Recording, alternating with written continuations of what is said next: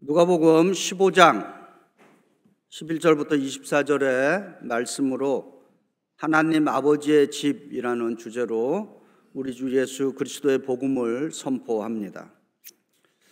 우리 옆 사람에게 좀 해피 파더스 데이 이렇게 한번 좀 인사들 나눠주시기 바랍니다. 해피 파더스 데이. 저기 뭐 이렇게 부부로 같이 앉아 계신 분들은 여보 그동안에 수고 많이 하셨습니다. 좀 인사해 주시기 바랍니다. 네.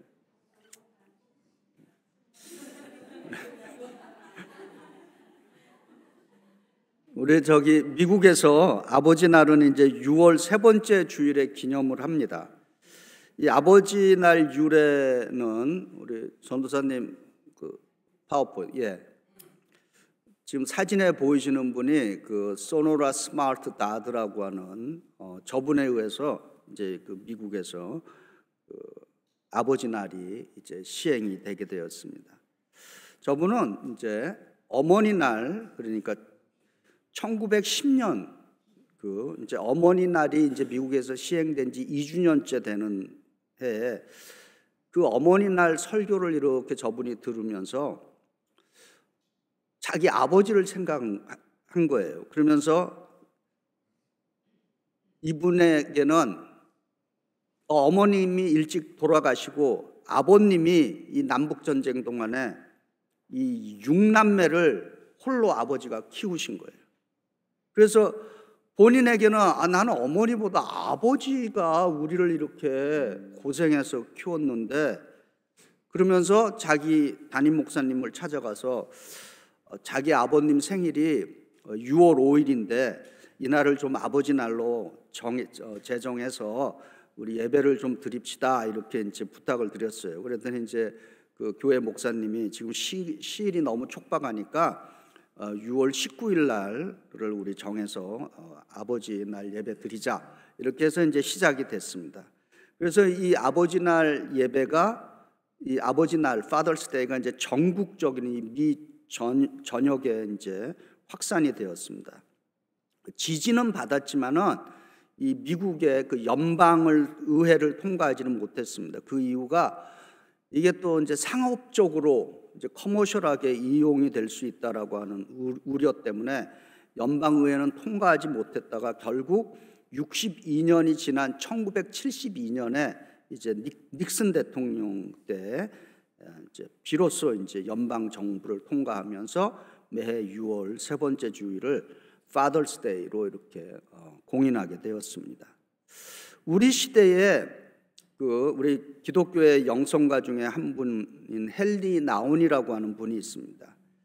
이분이 이제 그 상처받은 치유자라고 하는 운디드 힐러라고 하는 그 책에서 이런 말을 했습니다.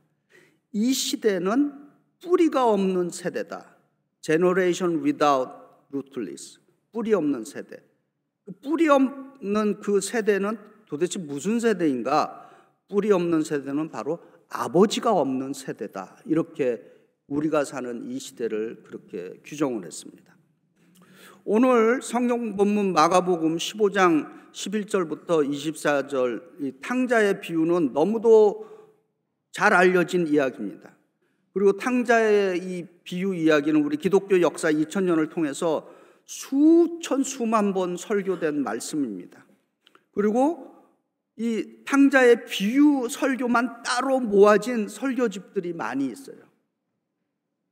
그리고 오늘 이 탕자의 비유에 대해서 어떤 분들은 예수님의 비유를 하나님의 그림책,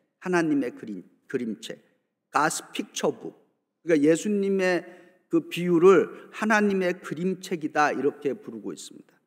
오늘 이제 하나님의 그림책인 이 탕자의 비유는 이렇게 시작합니다. 누가복음 15장 11절부터 13절입니다. 어떤 사람에게 두 아들이 있는데 그 둘째가 아버지에게 말하되 아버지여 재산 중에서 내게 돌아올 분깃을 내게 주소서 하는지라. 아버지가 그 살림을 각각 나누어 주었더니 그 며칠이 안 되어 둘째 아들이 재물을 다 모아가지고 먼 나라에 가 거기서 허랑방탕하여 그 재산을 낭비하더니 이렇게 시작하고 있습니다. 율법, 유대인의 율법에 의하면은 유산 분배는 언제 이루어져야 되냐면은 그 부모의 임종이 가까이 왔을 때 이루어진다고 합니다. 그리고 차남은 그 유산의 3분의 1을 받도록 그렇게 되어 있습니다. 그런데 지금 이 이야기의 둘째 아들은 아버지가 아직도 건강하게 살아계시는데 유산 분배를 해달라고 그렇게 요구하고 있습니다. 지금 이미 이 둘째 아들은 아버지에게 엄청난 불효를 저지르고 있습니다. 왜냐하면은 유대인의 율법에 의하면은 아버지가 죽을 때 유산 분배가 가능한데, 좀 직설적인 말로 아버님이 시퍼렇게 살아계시는데 재산을 달라, 이 얘기는 결국 이 둘째 아들은 아버지를 죽은 사람 취급하고 있다라고 하는 것입니다. 만약 제가 이 아버지의 입장이었으면 그 어디 가만히 두겠어요. 이 둘째 아들은 지금 이 부자간의 이 천륜보다 자기가 받을 재산에 더 큰 가치를 지금 두고 있는 것입니다. 그리고 둘째 아들에게 아버지의 존재는 과연 어떤 존재인가? 자신을 구속하고 속박하는 사람이기 때문에 하루속히 이 아버지의 이 그늘에서 벗어나서 자유로운 삶을 지금 살아가고 싶어 하는 것입니다. 아버지가 지금 피땀 흘려서 모은 재산, 근데 그 재산을 둘째 아들은 허랑방탕해서 그 재산을 다 낭비했다라고 증거하고 있습니다. 이 허랑방탕이라고 우리가 번역한 이 단어는 둘째 아들의 그 인생이 이미 저지를 수 있는 죄악의 한계선을 훨씬 넘어갔다라고 하는 것을 지금 암시하는 표현인 것입니다. 이제 둘째 아들은 자기 재산을 분배받아서 이제 아버지의 집을 떠나서 이제는 독립이다 하고 이제 독립적인 삶을 살아갑니다. 그런데 그 결과가 어떻게 되었습니까? 누가복음 15장 14절부터 16절입니다. 다 없앤 후 그 나라에 크게 흉년이 들어 그가 비로소 궁핍한지라. 가서 그 나라 백성 중에 한 사람에게 붙어 사니 그가 그를 들러보내어 돼지를 치게 하였는데 그가 돼지 먹는 쥐염 열매로 배를 채우고자 하되 주는 자가 없는지라, 이렇게 이야기합니다. 이 둘째 아들의 궁핍함은 그 나라에 있던 어떤 사람들보다 더욱 심해서 아주 비참한 상태에 처하게 됐다라고 하는 것을 증거하는 것입니다. 그리고 정상적인 유대인들은 부정하다고 해서 결코 하지도 않는 돼지를 치는 인생이 됐습니다. 유대인들의 율법에 의하면 돼지를 키우는 일을 그냥 금하는 것이 아니라 돼지 키우는 인생을 저주받은 인생이다, 이렇게 이야기하고 있는 것입니다. 그래서 영어로는 Cursed is he who feeds swine. 돼지를 키우는 인생은 저주받았다, 이렇게 증거하고 있는 것입니다. 그리고 유대인의 그 음식 예법에도 받아들일 수 없는 돼지가 먹는 그 돼지의 밥을 먹고자 해도 그것마저도 먹을 게 없었다라고 그렇게 이야기하는 것입니다. 그러니까 이 아버지를 떠난 이 둘째 아들의 삶, 얼마나 처절하게 비참하고 초라한 것인가를 말하고 있는 것입니다. 이제 누가복음 15장 17절부터 20절에 이에 스스로 돌이켜 이르되 내 아버지에게는 양식이 풍족한 품꾼이 얼마나 많은가. 나는 여기서 주려 죽는구나. 내가 일어나 아버지께 가서 이르기를 아버지, 내가 하늘과 아버지께 죄를 지었사오니 지금부터는 아버지의 아들이라 일컬음 감당하지 못하겠나이다. 나를 품꾼의 하나로 보소서 하리라 하고 이에 일어나서 아버지께로 돌아가리라.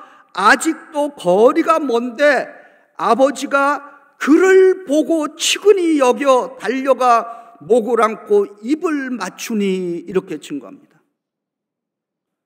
누가복음 15장 17절에 자신을 뒤돌아보고 자기가 얼마나 잘못된 인생을 살아왔는지 깨달은 탕자의 이 첫마디, 내 아버지에게는 양식이 풍족한 품꾼이 얼마나 많은고 나는 여기서 줄여 죽는구나.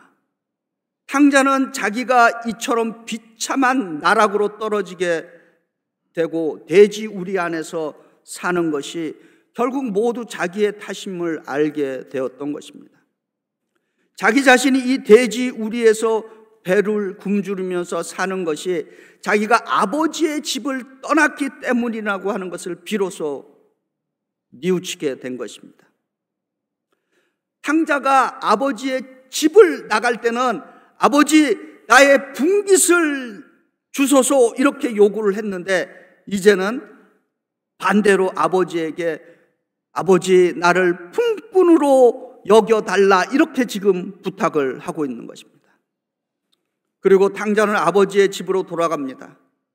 놀라운 사실은 이 아버지가 탕자를 항상 기다렸다라고 하는 것입니다. 그래서 탕자가 아버지를 먼저 발견한 것이 아니라 아버지가 탕자를 먼저 발견하고, 그것도 노인이 달려가서 아들의 목을 안고 입을 맞추었다는 것입니다. 이제 누가복음 15장 22절부터 24절입니다. 아버지는 종들에게 이르되 제일 좋은 옷을 내어다가 입히고 손에 가락지를 끼우고 발에 신을 신기라. 그리고 살찐 송아지를 끌어다 잡으라. 우리가 먹고 즐기자. 이 내 아들은 죽었다가 다시 살아났으니 내가 잃었다가 다시 얻었노라 하니 그들이 즐거워하더라. 아멘. 탕자의 이야기가 축제의 이야기로 막을 내리고 있습니다. 이제 이 탕자의 비유를 통해서 우리가 믿는 하나님은 어떤 하나님인가를 좀 적용을 해봅니다. 제가 오늘 이 말씀을 적용하면서 렘브란트라고 하는 이 미술가가 그린 불후의 명작이라고 부르죠. 돌아온 탕자라고 하는 작품이 있습니다. 제가 예전에는 이 돌아온 탕자 그림을 항상 이렇게 제가 제 눈에 딱 보이게 붙여놨었는데, 우리 교회에 제가 파송받아서 이사 오면서 그 그림을 어디다가 잘못 둬갖고 못 찾고 있어요. 그래서 내가 항상 붙여놓고 탁 들어가면 내 정면에 탁 이렇게 보이게끔, 그래서 어디 뒀는지 지금 못 찾고 있어서 마음이 안타깝습니다. 근데 이 렘브란트 이 미술가는 이 불후의 명작을 본인 나이가 62세가 되던 1668년에 이제 이 그림을 그리기 시작했습니다. 그리고 1669년에 이 그림을 완성하고 그리고 세상을 떠났습니다. 그래서 렘브란트에게 이 돌아온 탕자는 그 생애 최후의 작품인 것입니다. 그리고 이 렘브란트의 이 돌아온 탕자는 위대한 성경 주석과 못지않게 그림으로 이 탕자의 비유를 너무 잘 풀어놓고 있습니다. 그래서 오늘 본문 이 탕자의 비유를 이 렘브란트 그림을 좀 보면서 그림을 좀 해석하고 좀 적용을 해봅니다. 이 렘브란트의 이 지금 돌아온 탕자 그림에는 몇 가지 특징이 있습니다. 우리는 책을 볼 때 책을 읽는다 이렇게 말하죠. 그런데 제가 미술을 전공하신 어떤 분에게 배운 겁니다. 그 미술 전공한 그분이 저한테 그러는 거예요. 목사님, 그림도 보는 것이 아니라 책을 읽듯이 읽는 것입니다. 그래요? 그래서 제가 그게 가능하구나. 왜냐하면은 그 미술관 같은 데 가면은 어떤 사람들은 그 그림 앞에서 이렇게 아주 뚫어지게 보면서 한참 동안 읽는 사람들이 있습니다. 그래서 제가 그거 보면서 저 사람은 그림을 보는 것이 아니라 그림을 읽고 있구나. 그래서 제가 그걸 좀 이해가 되게 됐습니다. 전도사님 다음 화면 좀 보여주시면, 지금 보시면은 지금 이 탕자를, 지금 돌아온 탕자를 이렇게 딱 이렇게 품에 안고 감싸는 저 아버지의 두 손의 차이를 볼 수 있습니까? 자세히 보시기 바랍니다. 이 탕자를 감싸는 아버지의 손이 다릅니다. 한 손은 분명히 남자의 손이고, 지금 화살표로 이렇게 지금 하고 있죠, 우리 전도사님이. 또 한 손은 가냘픈 여인의 손인 것입니다. 그래서 이 렘브란트는, 물론 이 렘브란트가 이 그림을 그리면서 본인이 돌아온 탕자라고 하는 것을 고백하면서 이 그림을 그렸다고 봅니다. 그런데 그 손을 이렇게 보니까 돌아온 탕자를 용납하는 그 손, 한 손은 아버지 같은 자상함으로 감싸고 또 한 손은 어머니 같은 사랑으로 이 둘째 아들을 이렇게 품고 있습니다. 우리가 믿는 하나님, 기다리시는 하나님이시고, 하나님께 돌아오는 사람들을 아버지처럼 어머니처럼 용서하시고 품어주시는 하나님이신 것입니다. 우리 주 예수 그리스도를 통해서 하나님께 돌아오는 사람들은 탕자의 아버지처럼 아들을 먼저 보고 달려나가서 안아주시는 하나님이시다라고 하는 것입니다. 우리는 은혜를 이야기합니다. 우리 예수 그리스도의 종교는 은혜의 종교입니다. 은혜의 종교는 내가 은혜를 먼저 찾는 것이 아니라 은혜이신 예수께서 우리에게 먼저 오셨다라고 하는 것입니다. 할렐루야. 그것이 은혜인 것입니다. 내가 애써서 찾은 것이 아니라 은혜이신 주님께서 내게 먼저 찾아오셨다라고 하는 것입니다. 그리고 이제 뒷모습, 무릎을 꿇고 있는 이 탕자의 허리에 지금 우리 전도사님이 이렇게 좀 그림이 확실히 선명하면 더 잘 보일 텐데 이 영상이 폰트가 그렇게 안 나온답니다. 그래서 이렇게 이제 표시를, 거기 이렇게 보면 허리춤에 저기 칼이 있습니다. 그리고 한쪽 발은 지금 신발이 벗겨져 있고 아주 낡은 신발이 한쪽에 지금 걸쳐 있습니다. 저 탕자의 저 허리에 있는 저 칼이 무엇일까? 다양한 해석을 해볼 수 있습니다. 그런데 저는 아마 이렇게 생각을 해봅니다. 그 먼 나라에 가서 그 아버지의 재산을 그냥 허랑방탕하게 다 써버렸으니까 그 얼마나 마음에 후회가 됐을 거예요. 그래서 아마 인간적으로 아마 저 칼이 있었다는 것은 저 스스로 죽으려고 몇 번이나 생각하지 않았겠는가라고 하는 이제 그러한 그 느낌이 오는 것입니다. 그런데 죽을 각오를 하고 아버지께로 돌아갔다라고 하는 어떤 그러한 아주 큰 상징이 저기에 담겨 있다고 봅니다. 그리고 하늘과 아버지께 죄를 지었다. 그러니 아버지여, 죽을 죄를 지었으니 죽여주십시오 하는 심정으로 돌아갔을 거다라고 하는 것입니다. 이 탕자의 신발 다 낡고 한쪽은 벗겨져 있습니다. 이 당시 그 신발의 의미, 오직 자유인만 신을 신었습니다. 노예들은 신을 신지 않았다고 그럽니다. 그러니까 신은 자유를 상징한다라고 하는 것입니다. 이 뉴욕에서 가장 그 영향력 있게 목회하신 분 중에 한 분이 팀 켈러 목사님이신데, 이분이 한 달 전에 이제 소천을 했습니다. 어떤 목사님이 팀 켈러 목사님에게 물어봤어요. 어떻게 해서 당신네 그 리디머 처치에 그 한인 2세들이 그렇게 많이 그 교회에 다니느냐, 그렇게 질문했습니다. 그랬더니 이거는 우리들이 많이 생각해 봐야 됩니다. 팀 켈러 목사님이 이렇게 대답했다는 것입니다. 당신들 한인교회는 탕자와 같은 자식들을 용납하는 교회가 아닌 것 같다, 이렇게 대답했다는 것입니다. 우리로 하여금 많은 생각을 하게 만드는 답변인 것이죠. 혹시 우리 자녀들 가운데 우리가 생각하기에 탕자와 같은 자식들이 있다면 그들이 돌아올 때 조건 없이 용납하는 이 탕자의 아버지와 같은 그런 가정이 되었으면 좋겠습니다. 우리 교회도 조건 없이 용납해 볼 수 있는 그런 교회가 되었으면 좋겠습니다.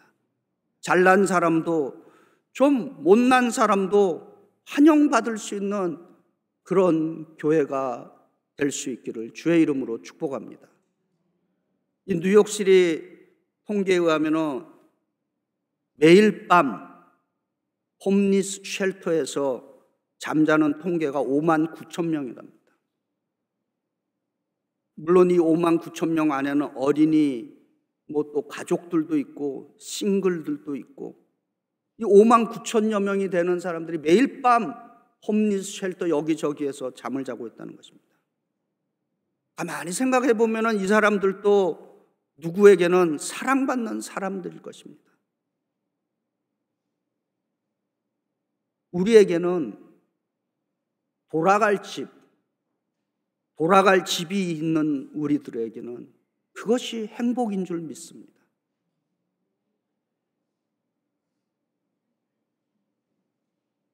우리들의 가정은 우리들의 자녀들이 집으로 돌아왔을 때 탕자의 아버지처럼 받아줄 수 있어야 된다고 믿습니다. 우리 교회도 찾아오는 사람이 있다면 탕자의 아버지처럼 받아줄 수 있는 그런 교회가 되어야 할 줄 믿습니다. 혹시 아버지와의 관계가 우리 가운데 여전히 소원하신 분들 계신다면, 그리고 그 아버지가 아직 살아 계신다면 오늘 아버지 주일에 그 아버지와의 그 관계를 좀 회복해 보시기 바랍니다. 전화해서 대화하기 서먹서먹하신 분들은 좀 카드라도 한 장 써서 보냈으면 얼마나 좋겠습니까? 그리고 이미 돌아가신 아버지지만은 여전히 아버지 생각할 때마다 마음이 껄끄러우신 분들 있다면은 그 아버지에 대해서 다시 한번 생각하시고 그 아버지를 또 용납해 볼 수 있는 또 그러한 시간이 됐으면 좋겠습니다. 왜냐하면은 우리도 한때는 탕자와 같은 사람들이었습니다. 예수를 통해서 우리가 하나님께 돌아감으로써 우리는 용서받은 하나님의 자녀들이 된 것입니다. 이제 돌아온 탕자에게 아버지는 잔치를 베풀어 주십니다. 우리가 믿는 하나님은 즐거움을 함께 나누시는 하나님이십니다. 제가 어렸을 때 이제 이 말씀 준비하다가 어렸을 때 생각이 이렇게 났어요. 어렸을 때는 우리 지금이야 아이들이 우리랑 다르게 놀지만은 그때는 동네가 시끌벅적했습니다. 그냥 코 이렇게 흘리면서 남자 여자 애들이 그냥 얼마나 시끄럽게 노는지 봅니다. 그런데 놀라운 거는 갑자기 어디서 아버지 온다 그러면 어떤 집 애들은 그냥 놀다가도 입 딱 다물고 조용해지는 거예요. 왜 그런 모습이 생각나는지 모르겠어요. 동네 놀이터에서 신나게 놀다가 아버지 온다 그러니까 입 딱 다물고 조용해지는, 얼마나 집에 가면은 그 아버지가 무서웠으면은 그랬을까. 아버지의 집, 교회에 비유될 수 있습니다. 이 아버지의 집에 즐거움이 있었다는 것입니다. 교회에 즐거움이 좀 있었으면 좋겠습니다. 즐거움이라는 게 무엇입니까? 웃음이 좀 있었으면 좋겠습니다.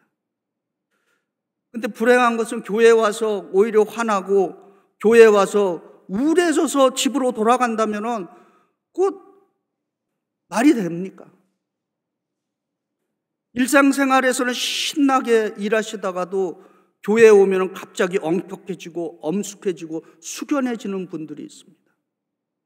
그리고 평소에 잘 지나가다가도 교회에 오면은 또 다투시는 분들도 있습니다. 그래서 오죽하면은 세상 사람들이 여기가 교회인 줄 아냐고 그런 농담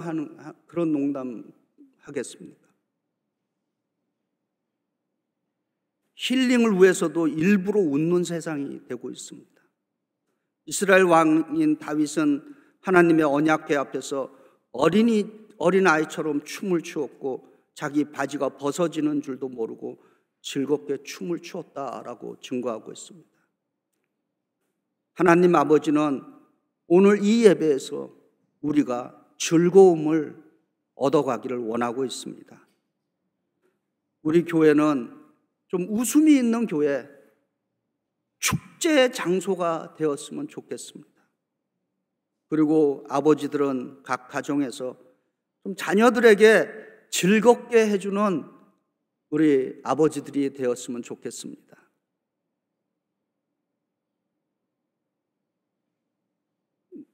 개인 얘기는 제가 별로 안 하는데 그래도 제가 어머니 날 뭐 이런 아버지 날에는 좀 제 개인 얘기를 좀 드리는데요. 우리 교인들에게는 절대 안 보여주지만은 그래도 제가 가끔 어머님 앞에서 재롱 떱니다. 60 넘어서도.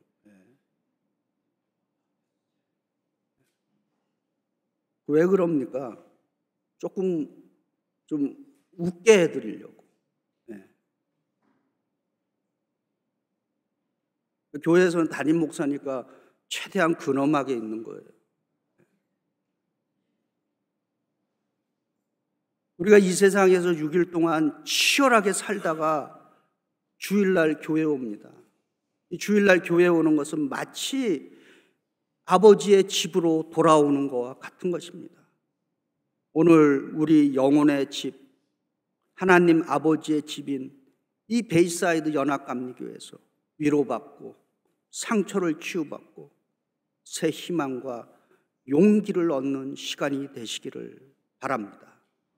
그리고 우리 베이사이드 연합감리교회가 탕자와 같은 인생들을 용납하고 그리고 축제를 베풀 수 있는 탕자의 아버지의 집이 되는 교회가 되기를 주의 이름으로 축원드립니다.